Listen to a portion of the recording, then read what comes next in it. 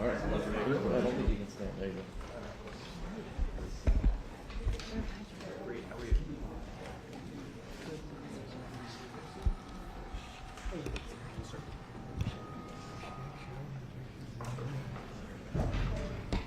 What do you think?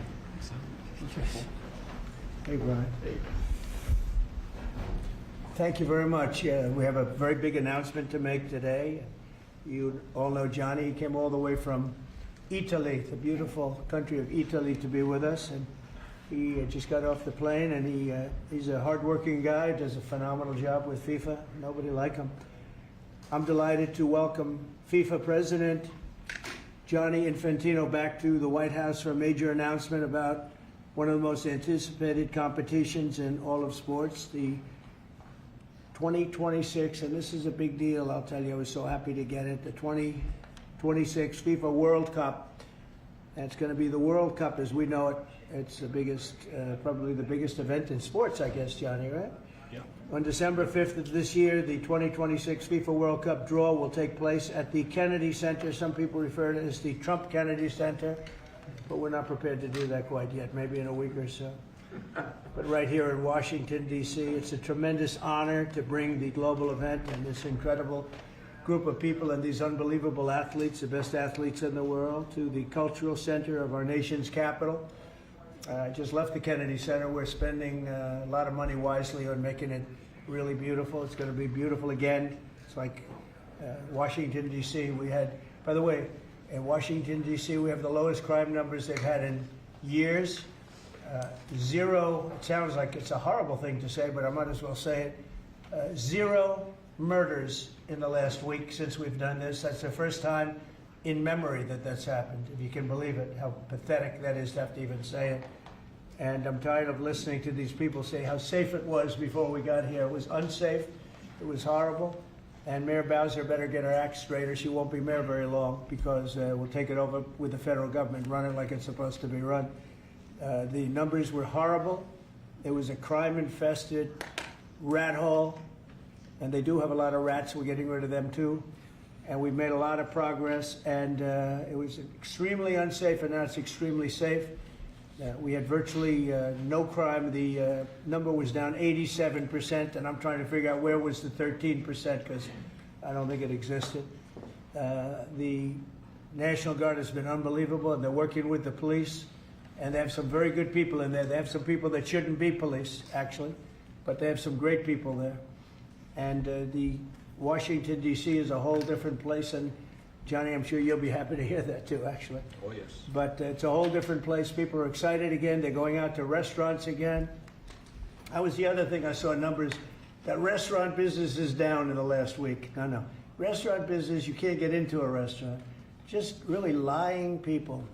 And that's why people don't understand how bad and how dishonest the press is. I saw one poll that had us at 19% favorable on what we're doing with Washington. Then I saw another one that has us 94% favorable.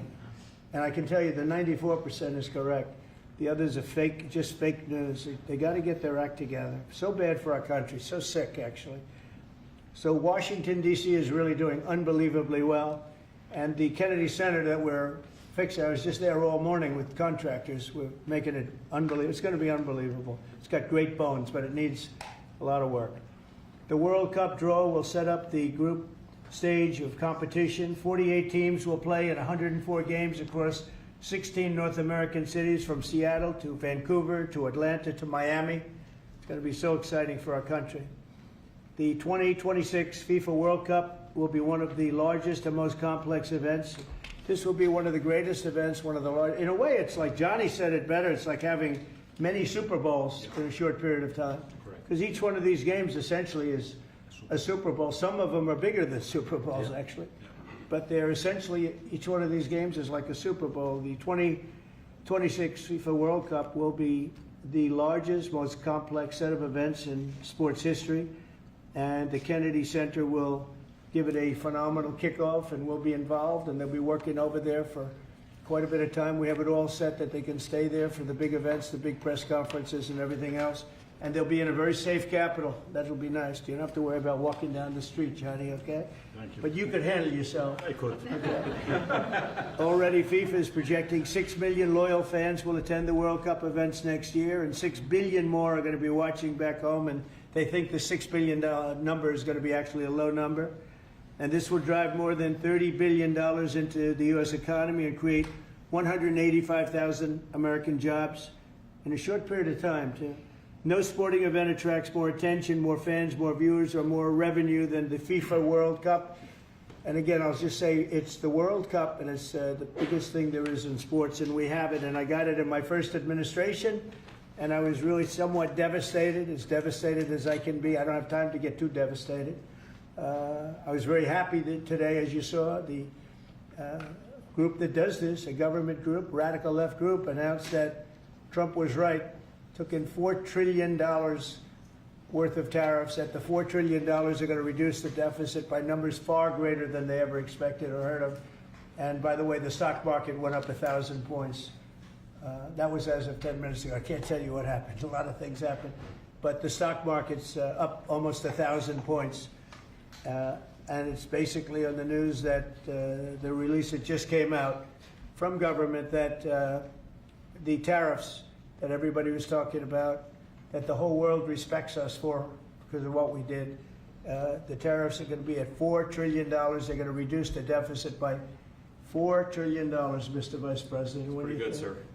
Too bad it's not 5, right? That's right. It's had a huge impact, and the stock market is way up. But this will drive more than $30 billion in U.S. economy and create 185,000 American jobs. No sporting event attracts more attention or more fans or anything else. And I just look forward to the draw. So we're going to have the draw, essentially, Johnny, at the Kennedy Center. Yep. And by that time, it'll be in even better shape. We're working on it. It's about a year project to make it. It'll be great. It'll be fantastic. You see the way this is looking? Look, nice. I can't tell you how much that gold costs. A lot of money.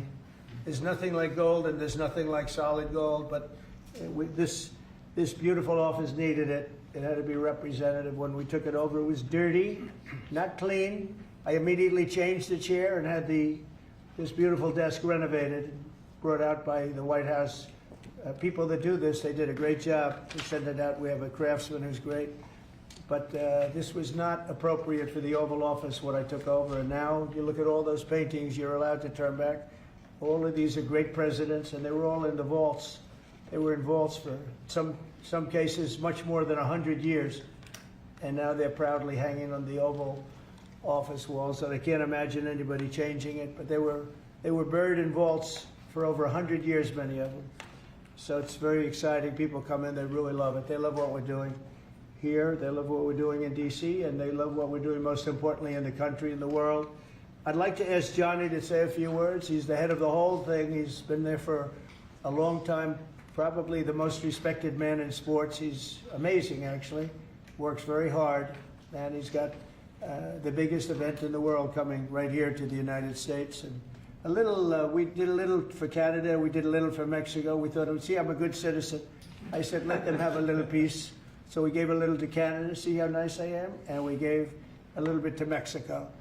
And Johnny, please say a few words. Thank you, President. Great honor for me to be here with you today, President, Vice President, Excellencies.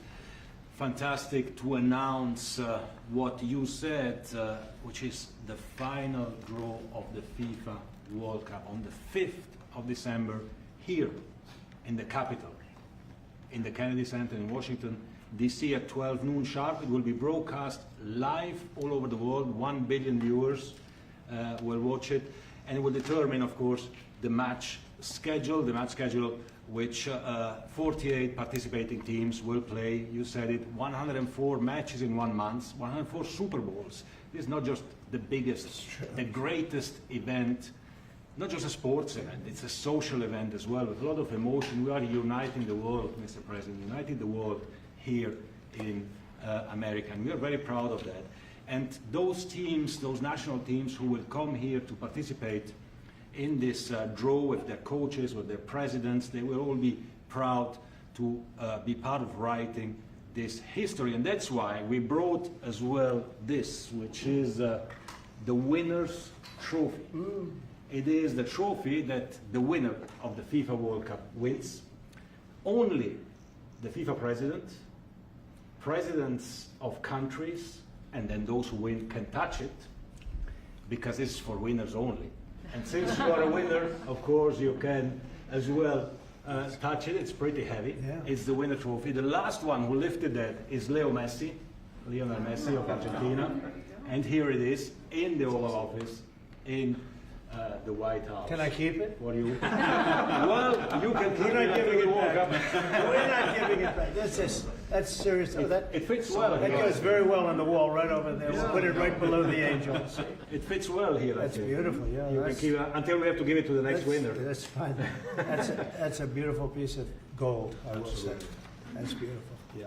So 6 billion viewers for the World Cup, 6 million coming to the matches, 30 billion economic impact, 185,000 jobs. This will be absolutely fantastic. The biggest event ever, and everything will start here in Washington, D.C. at the Kennedy Center, or the Trump Kennedy Center.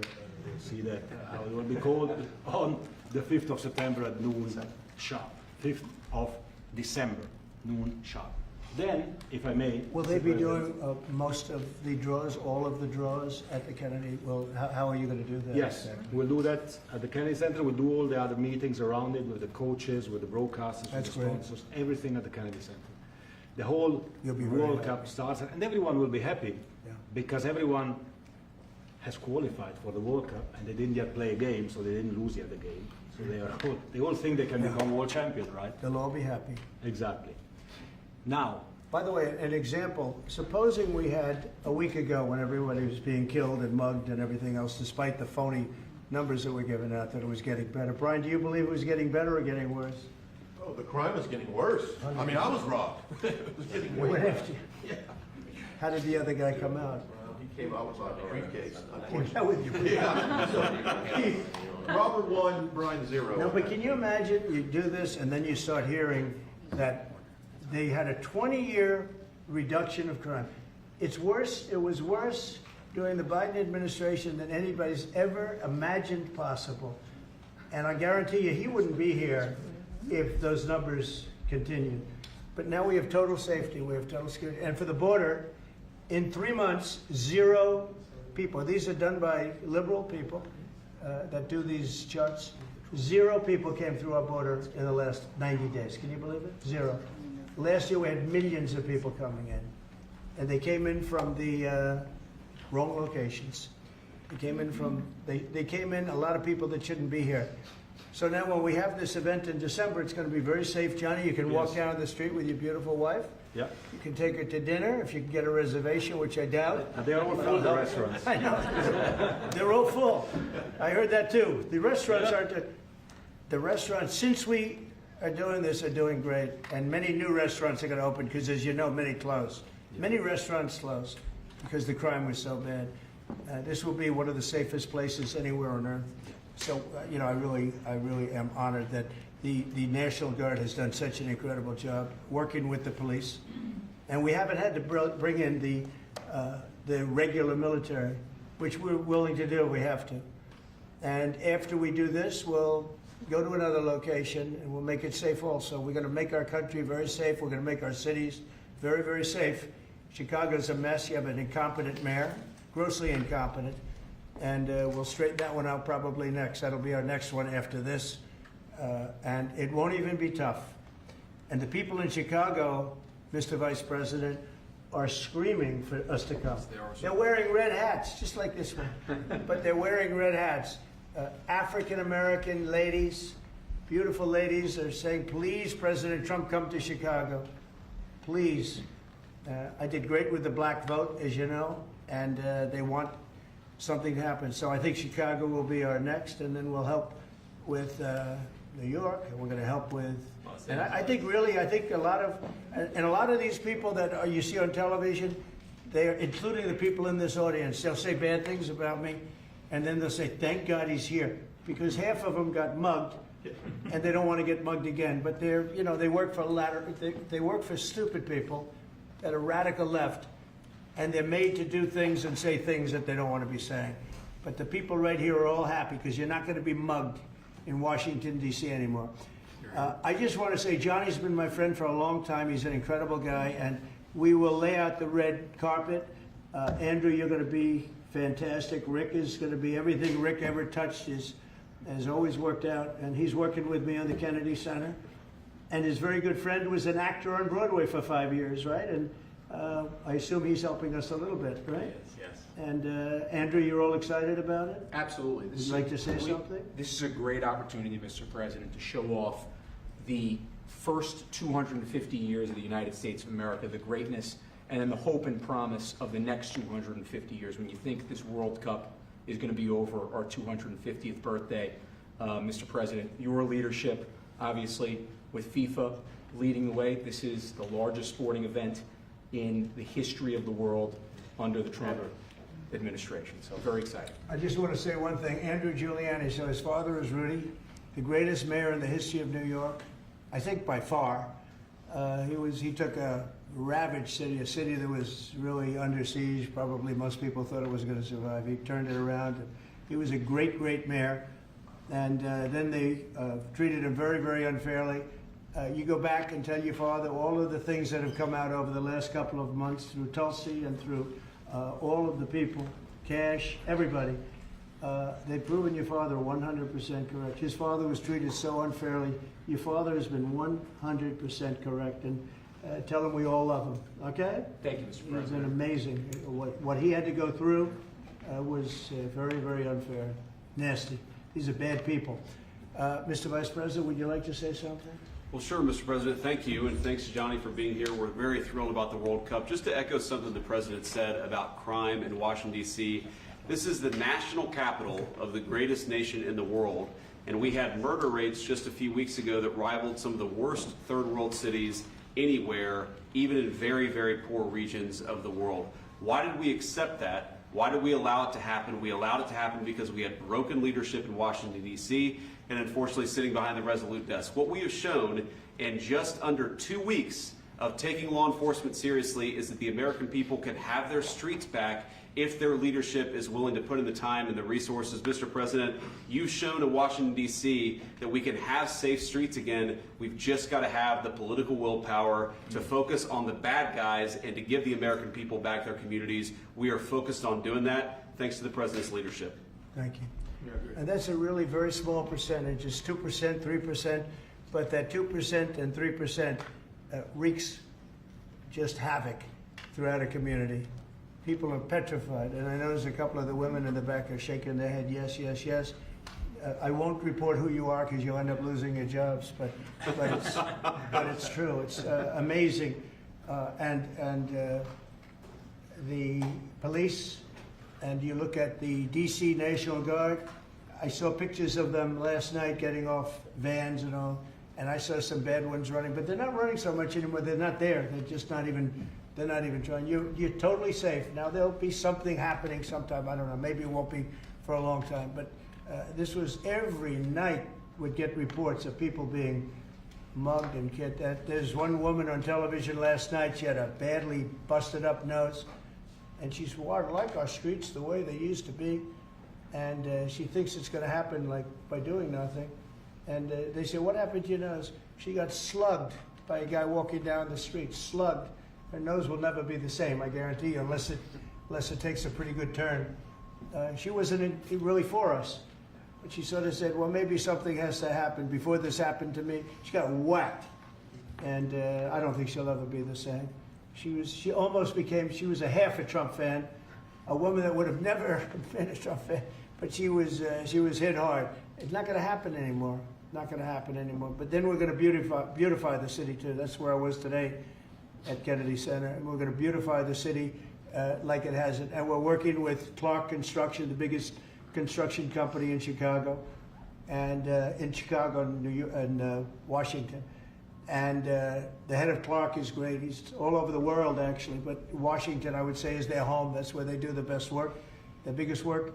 and they've been doing a fantastic job. So you're going to have a fantastic, clean, beautiful place. It's going to be better than it ever was before, literally better than it ever was before. We'll get it done very quickly. And I want to thank Clark because they're doing a lot of work in a lot of different locations, but they've been fantastic for getting us the right contractors and the people that can really do the job right. And Johnny, did you want to say something? Yes, one more thing, because as you rightly say, with security and beautifying cities and the whole country, we want people to come and enjoy and have fun. And that's why this is not just the most iconic trophy in the world of sport, but we start on the 10th of September the sale of tickets for the FIFA World Cup. And we have the first ticket here for the final. Good. Wow. For you. Oh, good. That's cool. Wow.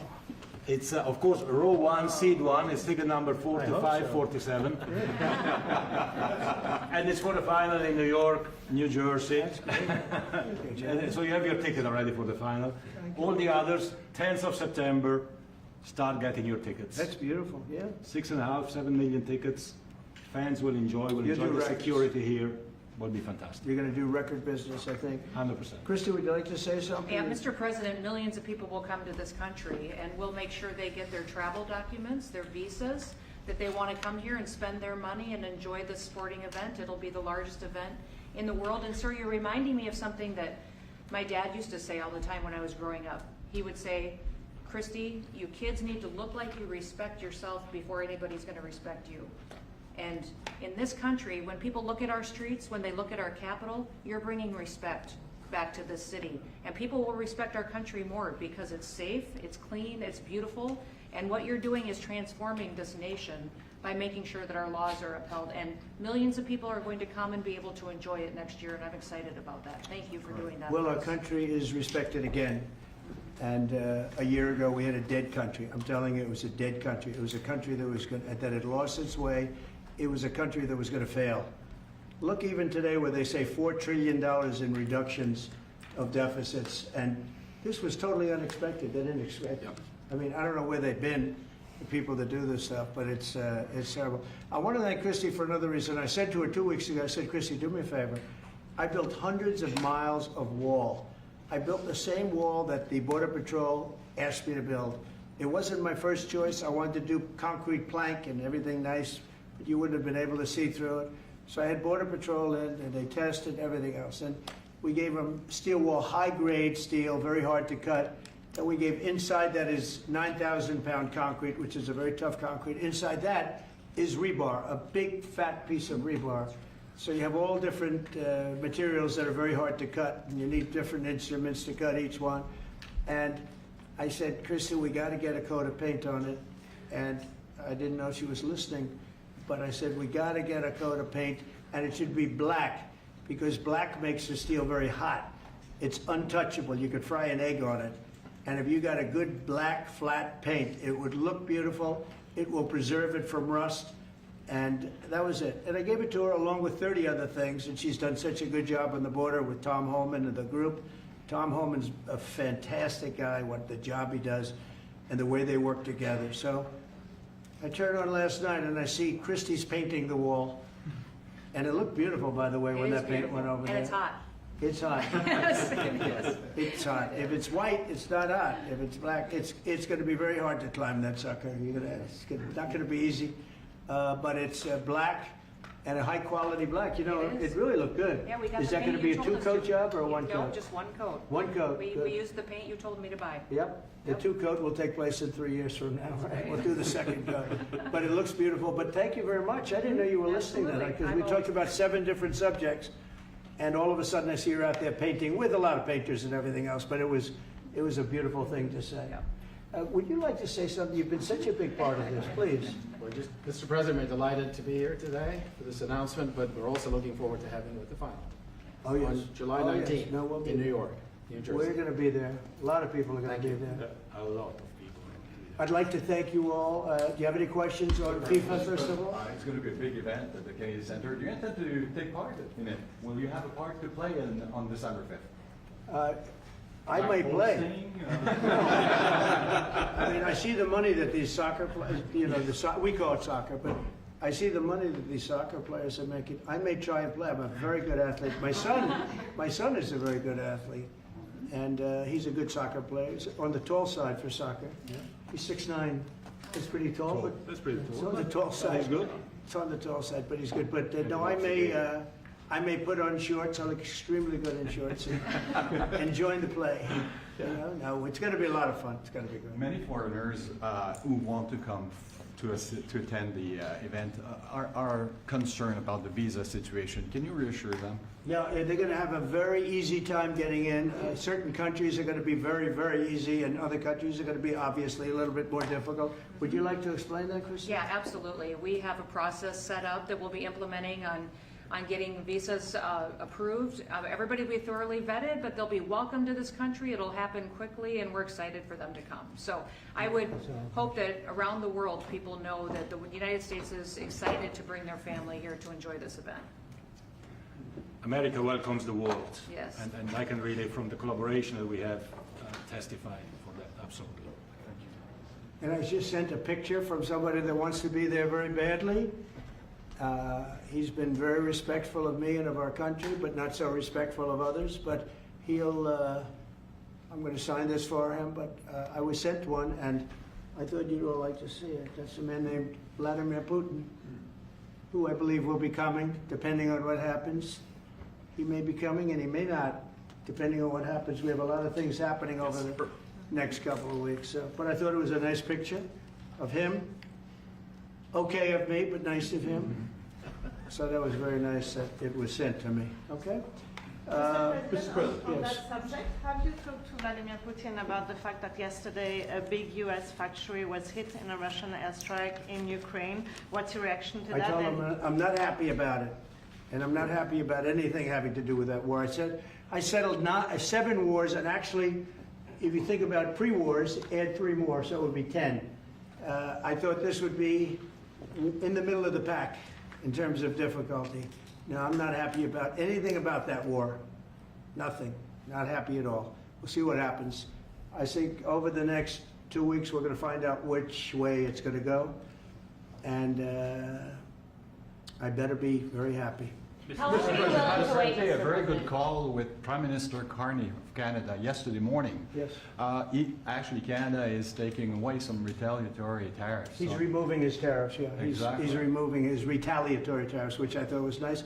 And we're going to have another call soon. Okay. Yeah, we had a very good call. You're getting closer towards an Well, I agreement like on him. trade? I like him. You know, look, I'm fighting for the United States. Canada and Mexico have taken a lot of our business over the years, over 25, 30 years, especially during the Biden years. They took a lot of our business, and it's basically all coming back into the United States now. Well, hot as a pistol, and it's coming back in. Because of tariffs and the incentives we give, it's coming back. And it's impossible, I think, for another country to stop it. And we are working on something. We want to be very good to Canada. I like Carney a lot. I think he's a good person. And we had a very good talk yesterday, so I think it'll be good. Mr. President, I have a question about the search of Ambassador Bolton's home. The Vice President recently just did an interview saying that it's about classified documents, but that there's also broad concern about him. What are the concerns? Well, that I you haven't have? spoken to Pam in the group yet, but I will be. I saw that just like everybody else. I try and stay out of that stuff. I'm allowed to be, and I'm chief law enforcement officer, believe it or not. You know, I don't like to go around saying that, but I am. That's the position. But I purposely don't want to really get involved in it. I'm not a fan of John Bolton. I thought he was a sleazebag, actually. And he suffers major Trump derangement syndrome, but so do a lot of people, and they're not being affected by anything we do. I don't know anything about it. I just saw that. I'll find out about it.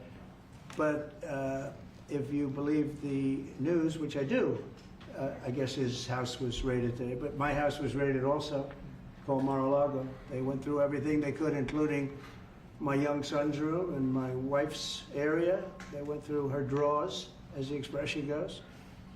They went through everything you can imagine. And when she came back, she said, she's very neat, you know, she's meticulous. And she looked and she said, whoa, this wasn't the way that she had it. So, you know, so I know the feeling. It's not a good feeling. Thank you. Mr. President, on Ukraine, how long will you give Putin? A couple of and weeks. We're going to figure it out. We'll find it. Do you think you'll have to intervene at some point? Look, it takes two to tango. You understand that. I wanted to have a meeting with those two. I could have been at the meeting, but a lot of people think that nothing's going to come out of that meeting. You have to be there. Maybe that's true. Maybe it's not. But we're going to see. In the meantime, people continue to die. But I've solved 7 of them where they were in wars for 31, 35, and 37 years. We had 3 of them that were for more than 30 years, Johnny, and I got them solved. And we solved one that could have been a nuclear war with India and Pakistan. That was getting ready to be a nuclear war. I solved them all. And this one, I thought we would have had it done by now, but it's more different. There's a lot of anger, a lot of hatred. There's a tremendous amount of hatred there. So. But we'll see what happens. I think in 2 weeks we'll know which way I'm going. Because I'm going to go one way or the other. And they'll learn which way I'm going. Mr. President. If I got 2 questions for you, one on FIFA, the other one on DC. Let's talk. Can you talk about the economic impact that FIFA will have in these cities, and what's your message to the mayors to get their cities prepared, not only the beautification process, but also the safety aspect? Well, Los Angeles is an example. You know, it's poorly run. We have a mayor there that can't even get permits to the people that lost their houses. Lee Zeldin got every permit. The hardest permit is the federal permit. Within 20 days, every single permit was there for the people to build their houses.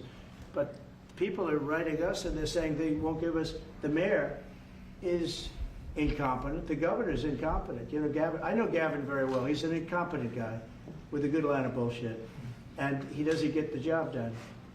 And frankly, those people want to build their houses. It's terrible. They could have been built. Some of them could have been built already. But think of it, the federal government that has the most complex part, and it's the most complex environmental thing to do. We got it, everybody had it within 30 days. And they're not even close to getting their permits. And now they're talking about taking some of those sites and building low-income housing on them. These are high-end neighborhoods. And I'm all for low-income housing. I built a lot of low-income housing. I know all about 236. I know every program that there is in the government. I used every one of them. I know more about low-income housing than probably almost anybody. And it's great. It's fine. It's wonderful. But you don't build it in Pacific Palisades. You don't build it there, and you don't build it in the other areas that burn down. So they're talking about putting up low-income housing. And you talk about riots. They're going to have riots if that happens because you're taking the people's property away. They want to build their houses, and they're unable to get permits from the mayor and from the governor. And that's a terrible thing. But, and let me tell you, if I didn't send in the troops in Los Angeles, Johnny wouldn't be in Los Angeles. You wouldn't be having your World Cup there. I sent in the troops, and we kept it. And even the police commissioner, the sheriff and the police commissioner, they all said the same thing. They said, we could have never handled what was happening. You saw that, you were there. He said, we could have never handled what was happening. And then you hear Gavin Newsom, after it's all quelled, you hear Newsom get up and said, we could have done this for ourselves. No, they couldn't have. And if they could have, I wouldn't have taken the chance either. Okay, my second question is on crime prevention. Would you be open to expanding the national concealed carry to apply to D.C. like it does in other states like Texas? Yeah. Well, they have it in some states, and they feel strongly about it. As you know, I'm in favor of it. People have to protect themselves. I'm a Second Amendment person, very simply. People have to be able to protect themselves. Especially like in Washington, you walk down the street, a guy comes up and slugs you. He's got a pistol in his hand. You can be tough, you can be in great shape, you can be a powerful person, or you can be a guy that weighs 100 pounds with a gun in your hand. Right. And I'll bet on the guy with the gun 100% of the time, right? And so you need protection. So I'm a Second Amendment person all the way. Yeah, please. President Trump, you said this morning that you're working with Congress to get $2 billion to help clean up DC. Have you had any conversations with Mike Johnson and John Thune about where they're going to get that money from? Which money? You said this morning that you're going to get $2 billion from Congress to help clean up DC. Yeah, I've spoken to Mike Johnson. I've spoken to John Thune, the Senate, the House. And I think it's going to be very easy to get. It's going to be not a lot of money. I wouldn't even know where to spend the number that you mentioned, but it's going to be money to beautify the city. Yeah, they're ready. Everybody wants to save D.C. In one way, it's the easiest. The violence was more than any other city in the country, actually, by far. It may have been more than any other city in the world, if you could think. You know, we looked at some of the worst cities in the world, it was worse. And that's why it angers me to see the mayor saying about how they have it on the slide. Not on the slide, it was worse than ever. Yeah, we have no problem getting that money. That money will come out of Congress. I think it'll be even bipartisan. That is the plan. I mean, I would imagine Democrats would vote for that one. Is the plan to get it before the September 30 spending deadline on the Hill? Well, I don't know if there is a deadline, because if I declare a national emergency, which this was, that ends the deadline. So, I mean, I keep seeing about a 30-day deadline, of which we have 22 days left or something. But if I think we're in great shape here, that's one thing. But if I don't, I'm going to just say it's a national emergency. And if I have a national emergency, I can keep the troops there as long as I want. If people are not going to want to have the troops on, in 30 days, you know, it's one thing to get them out. It's another thing to keep them out for a long period of time. You've got to train people. You can't do this. You can't bop people over the head. And a lot of those people are in courts right now, going to court. They're going to go to jail for a long time. So that's going to take more than 30 days. But if I have to, I'll declare a national emergency, which I don't think I'll have to do. Yeah. Mr. President, you said in 2 weeks you'll know whether you go. Yeah, I think I'll one way or know. the I other. think I'll know the attitude of Russia and, frankly, of Ukraine. It takes two. What are the 2 ways you can go at the end of 2 weeks then? Well, then I'm going to make a decision as to what we do. And it's going to be a very important decision. And that's whether or not it's massive sanctions or massive tariffs or both.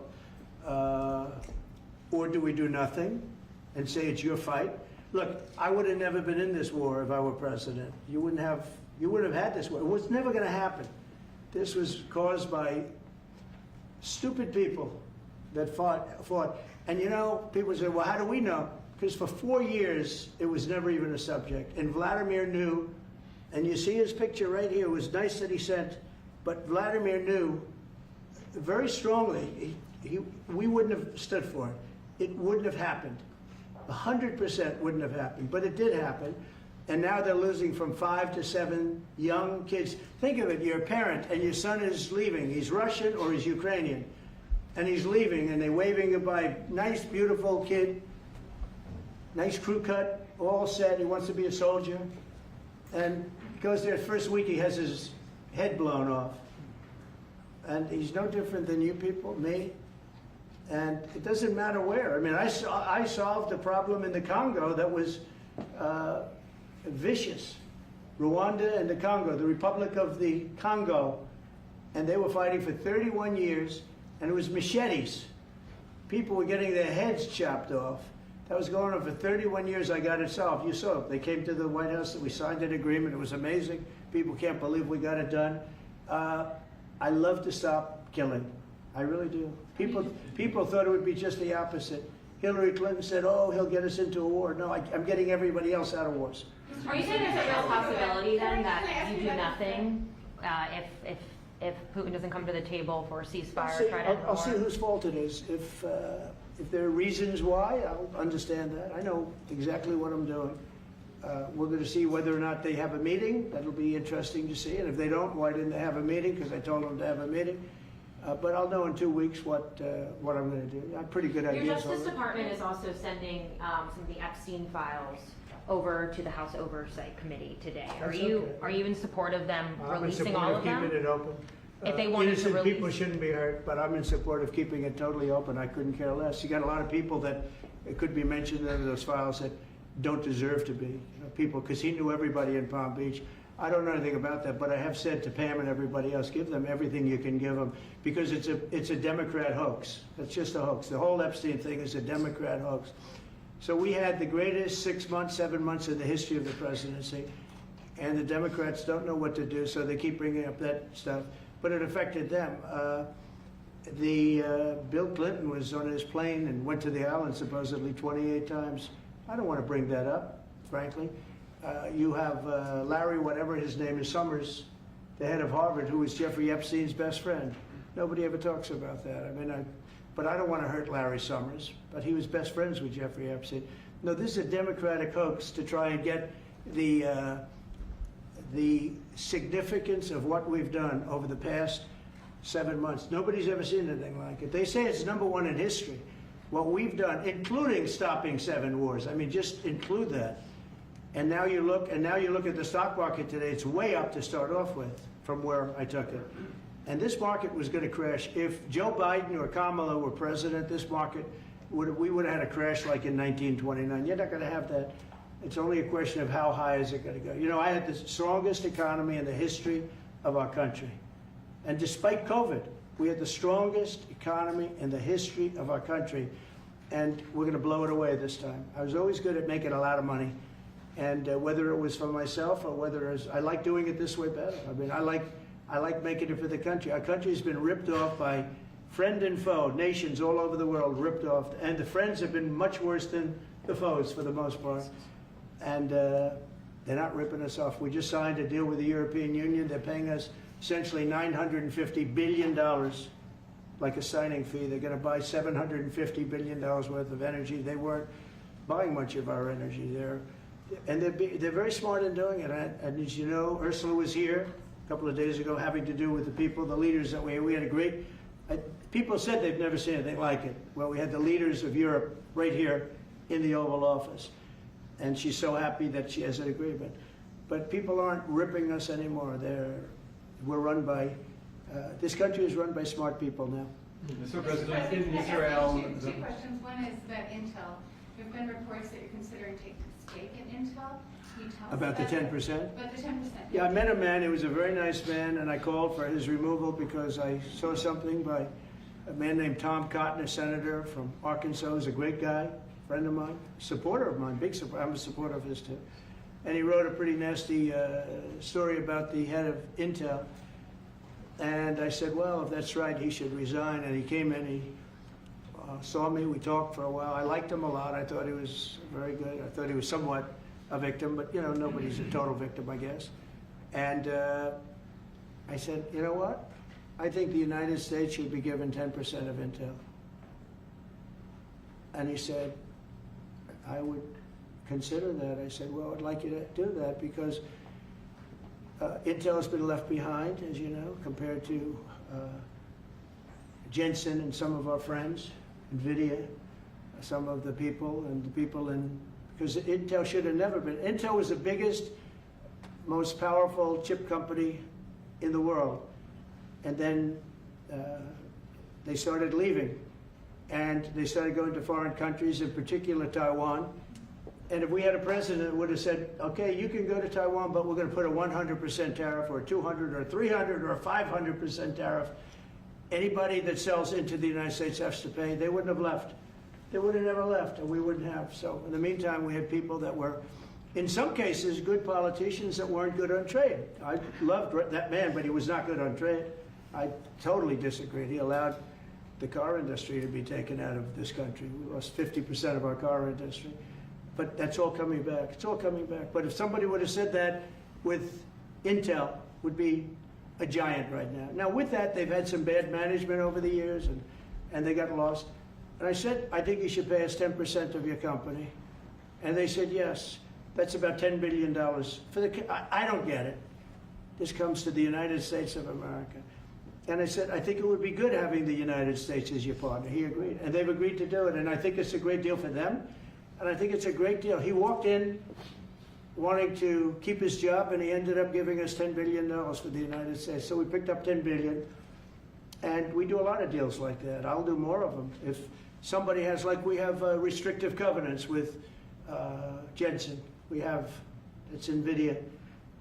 And to unrestrict the covenant, nothing to do with losing our powers or military or anything, because that I wouldn't do. But there are things you can do that don't affect us, that actually help us. And if we're going to give somebody a restricted covenant, we have a strong restrictive covenant on certain industries. And I will absolutely give somebody a opening on to do a lot of business, which is good for us, as long as it doesn't hurt us in a security or military way. And if I do that, I think the country should be paid, because anybody else, I have it in real estate where I'll have a deal with somebody and I'll have them restrictive covenant. Then they'll come back and they'll say, I'd love to be able to build over here, but I'm not allowed to because you have me covered, you have me restricted. I say, I'll let you build over there, but pay me a lot of money. No different.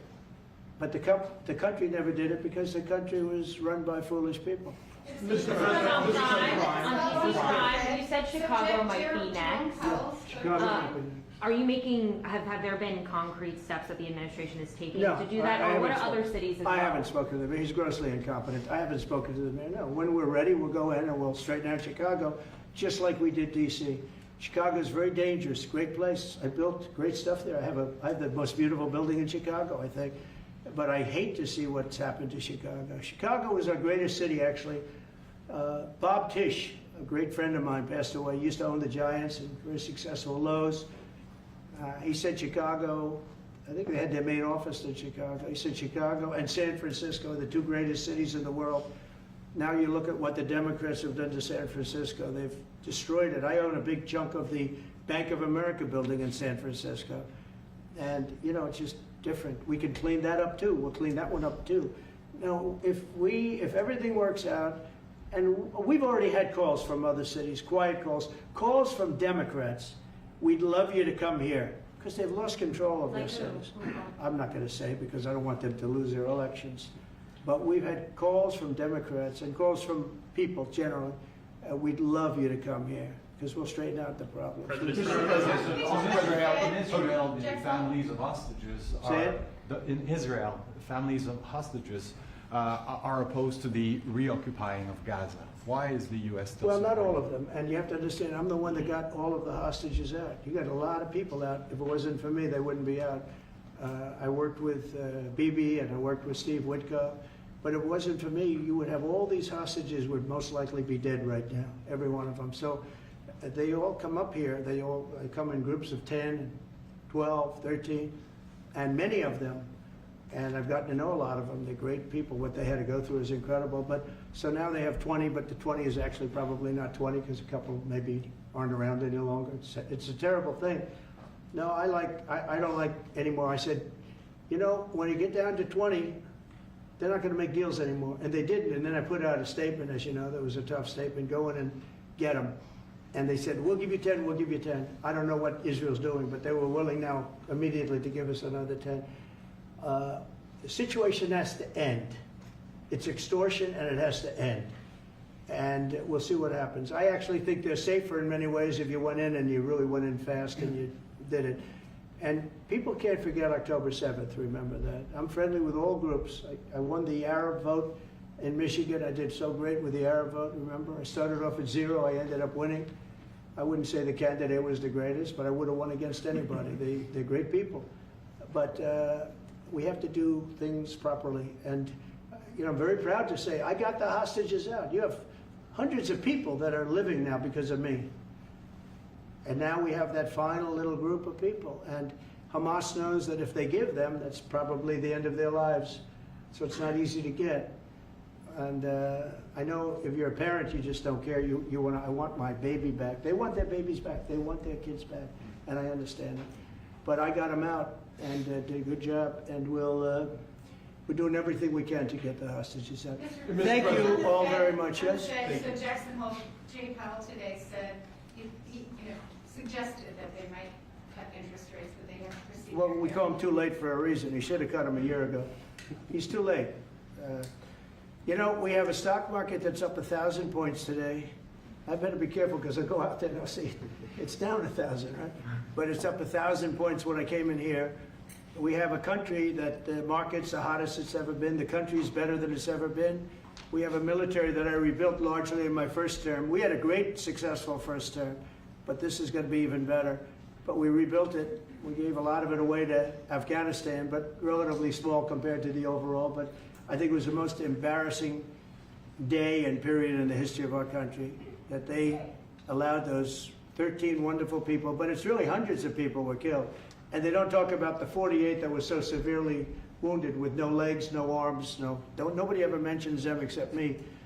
But that was the worst day, the most, it just showed how incompetent. Frankly, if that didn't happen, I really believe that you might not have had the problem with Russia. I think Putin was sitting there watching these stupid people running our country and said, this is a time to invade. It's, you know, this is a time. And then Biden made the statement, well, he can do a small incursion. When he said that, it was off to the races, right? When he said he can do a small incursion, remember that? I was surprised he knew the word incursion. I didn't think he had that good of a vocabulary. I want to thank everybody. It's very important to me and to everybody up here, the World Cup. And Johnny has been so incredible. I mean, he's really a great leader. I mean, to think, I said, Johnny, do it by phone. You don't have to come. No, he said, I'll come. And he flew all night long to be here and listen to this about how great we're doing in D.C. But he's a fantastic leader, and this will be your most successful World Cup ever. Thank you, Jim. Thank you so much. Yeah, can he win it, Mr. President? I don't know. That's I watch some of those teams go around.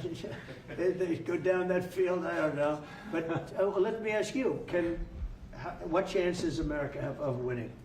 Well, the home team always has a good chance to win. It depends See, how he's it a good starts. No, but there's some good we have a players. shot. Yeah, of course, you have a chance. Will Bear be going to any of the games, Mr. President? I'd love to have him. He'd love to. He's very tall. Maybe we could make him a goalie. The goalies are very tall now, right? Yeah, goalies are very tall. The goalies, well, he'd be a perfect goalie. 100%. At his height, he'll be a great goalie. Exactly. So we'll put him on the American team. Yeah. No, but do the Americans have a chance of like getting into the quarterfinals? Yes, right? definitely. No, Yeah. the quarterfinal definitely. But then, as the tournament goes on with the public 250 years of United States, let's not forget, they will all feel energized about that. You know, it's amazing. The talent is really great when you watch these things. I went to the game 2 weeks ago, and it was a big upset. But you look at these people, the way they pass it, it's amazing, really amazing. It's a great art, right? Yes, It's a great talent. It is incredible. You know the expression. Will you draw the names out of the hat? What? Will you draw the names of the matches? Will you? I don't know. He's the boss. That's an interesting proposal. He's the boss. We'll discuss that. It's going to be great, and I think the American team is going to do well. I mean, I hear it's a very good team. Good luck, everybody. Thank you very much. Thank you. Thank you so much. Thank you guys. Thank you guys.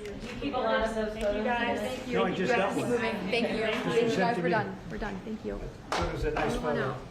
Thank you very much, everybody. Thank you guys. Keep moving. Thank you. Andre, this guys. way. Everyone forward this way. Thank you, everybody. Keep moving. Thank you. Thank you guys. Keep moving. Thank you guys.